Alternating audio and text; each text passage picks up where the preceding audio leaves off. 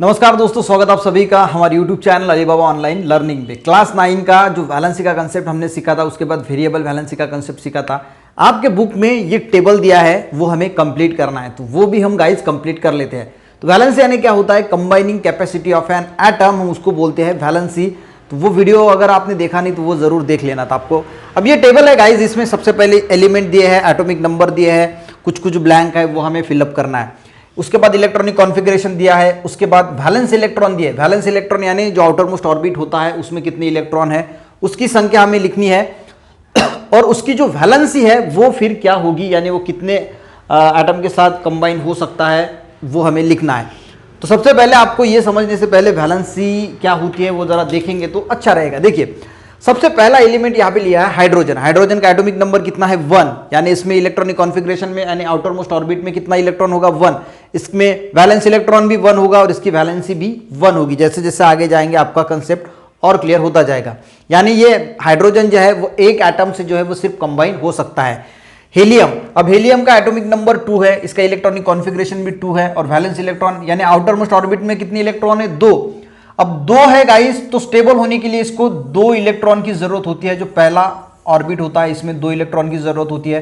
अब 2 है, ये स्टेबल है, तो ये किसी के साथ जो है वो कंपाउंड नहीं बनाता, किसी को इलेक्ट्रॉन देता भी नहीं, किसी के इलेक्ट्रॉन लेता भी नहीं, और इसी वजह से इसकी वैलेंसी जो है वो 2 है।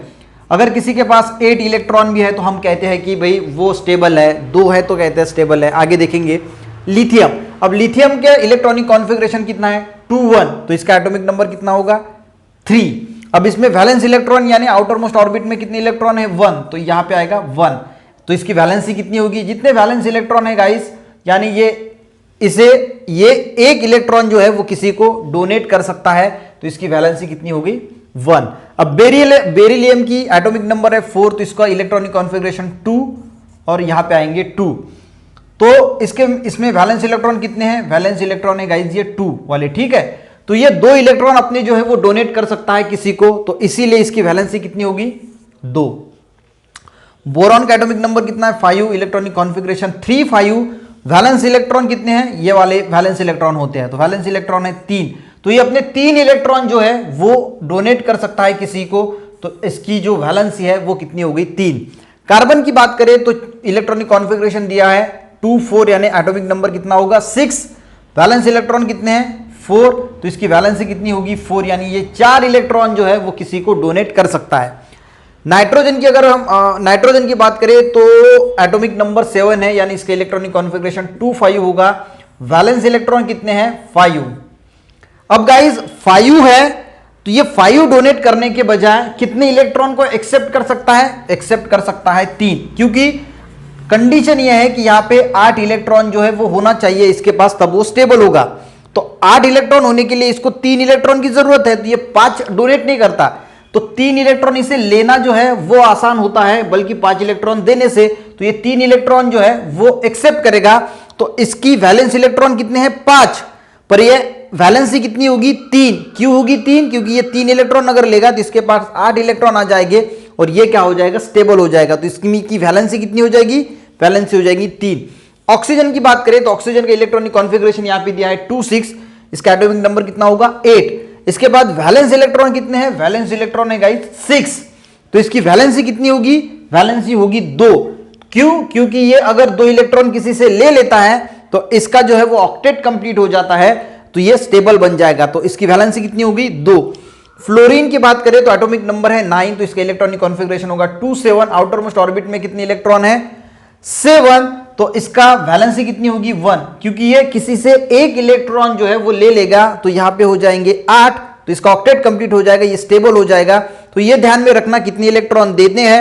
अगर आपके पास कम इलेक्ट्रॉन है, वैलेंस इलेक्ट्रॉन कम है, तो आप दे दोगे। वैलेंस इलेक्ट्रॉन अगर ज्यादा है तो आप 8 कंप्लीट करने के लिए किसी से वो इलेक्ट्रॉन ले लोगे। तो कब देना है, कब लेना है? कम है तो देना है, ज्यादा है तो लेना है, तो वो उतनी उसकी वैलेंसी हो जाती है। नियॉन की बात करें तो इसका एटॉमिक नंबर 10 है, तो इसकी इलेक्ट्रॉनिक कॉन्फ़िगरेशन होगा 2 8। अब इसके पास गाइस वैलेंस इलेक्ट्रॉन कितने हैं? 8, तो इसको ना किसी को देने की जरूरत है ना किसी को लेने की जरूरत है, तो इसकी वैलेंसी कितनी होगी? 0, और इसीलिए ये कोई कंपाउंड के साथ किसी केमिकल रिएक्शन में जो है वो सहभाग नहीं लेता। सोडियम, इसका इलेक्ट्रॉनिक कॉन्फ़िगरेशन आपको दिया है 281, यानी इलेक्ट्रॉनिक कॉन्फ़िगरेशन से हम एटॉमिक नंबर कितना होगा इसका 11। ठीक है, अब इसके पास आउटर मोस्ट ऑर्बिट इसका कौन सा है, ये वाला। तो आउटर मोस्ट ऑर्बिट में वैलेंस इलेक्ट्रॉन कितने हो गए, एक, तो इसकी वैलेंसी कितनी होगी एक, यानी एक इलेक्ट्रॉन जो है वो ये डोनेट कर सकता है।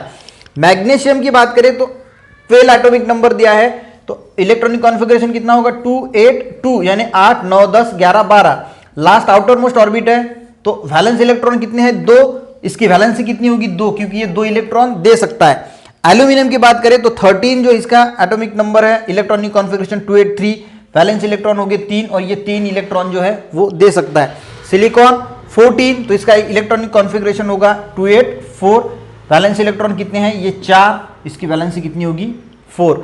आई थिंक आपको जो है ये टेबल किस प्रकार अगर एग्जाम में आता है तो किस प्रकार फिलअप करना है याद नहीं करना है, सिर्फ समझना है। अगर आपको समझ में आ गया तो एग्जाम में अगर ये टेबल आता है और फिल इन द ब्लैंक्स होते हैं तो आप आसानी से इसे जो है वो कंप्लीट कर सकते हैं। मिलते हैं गाइस नेक्स्ट वीडियो के साथ, तब तक के लिए जय हिंद।